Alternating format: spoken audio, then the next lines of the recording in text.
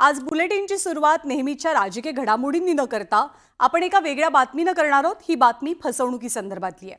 काही दिवसांपूर्वी OTT प्लॅटफॉर्मवरती लकी भास्कर नावाचा एक सिनेमा आला होता आणि तशीच काहीशी कहाणी भंडारा जिल्ह्यातल्या तुमसरमध्ये घडली आहे। त्याला एका रात्रीमध्ये 2 कोटी रुपये कमवायचे होते आणि त्याच लोभापायी त्यांनी बँकेतनं तब्बल 5 कोटी रुपयांची कॅश काढली होती। पण वास्तवातला हा भास्कर मात्र कमालीचा अनलकी ठरला।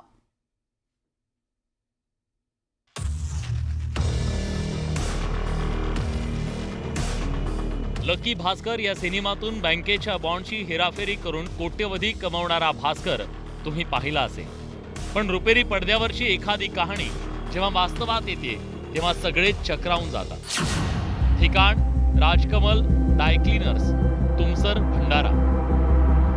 भंडारा जिल्ह्यातल्या तुमसर पोलिसांनी या राजकमल ड्राय क्लीनर्सवर दुपारी छापा मारला,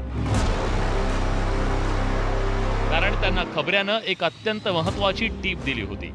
त्यामुळे पोलिसांनी वेळ न दवडता राजकुमार ड्राय क्लीनर्स गाठलं।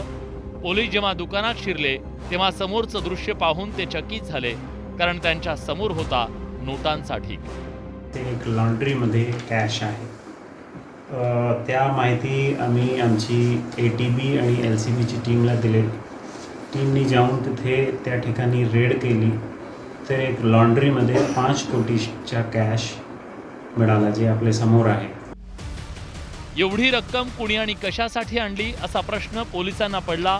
पोलिसांनी जेव्हा चौकशी केली तेव्हा त्याचा उलगडा झाला। तुमसरच्या ॲक्सिस बँकेचा मॅनेजर गौरीशंकर बावनकुळे यानं ही रक्कम इथं आणली होती।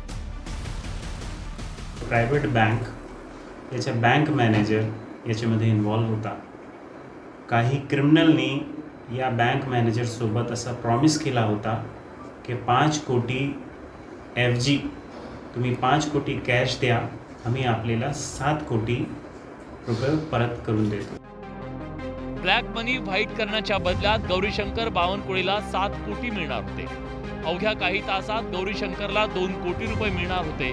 त्या 2 कोटींच्या लोभापायी तो बँकेतली 5 कोटींची रोकड घेऊन लॉन्ड्रीच्या दुकानात आला।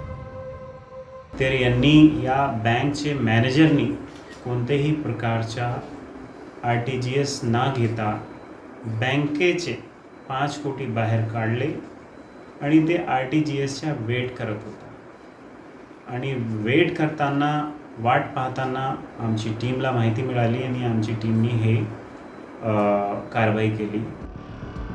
RTGSच्या माध्यमातून गौरीशंकरच्या खात्यात 2 कोटी जमा करण्याचं आमिष दाखवण्यात आलं आणि त्याचीच तो वाट पाहत होता।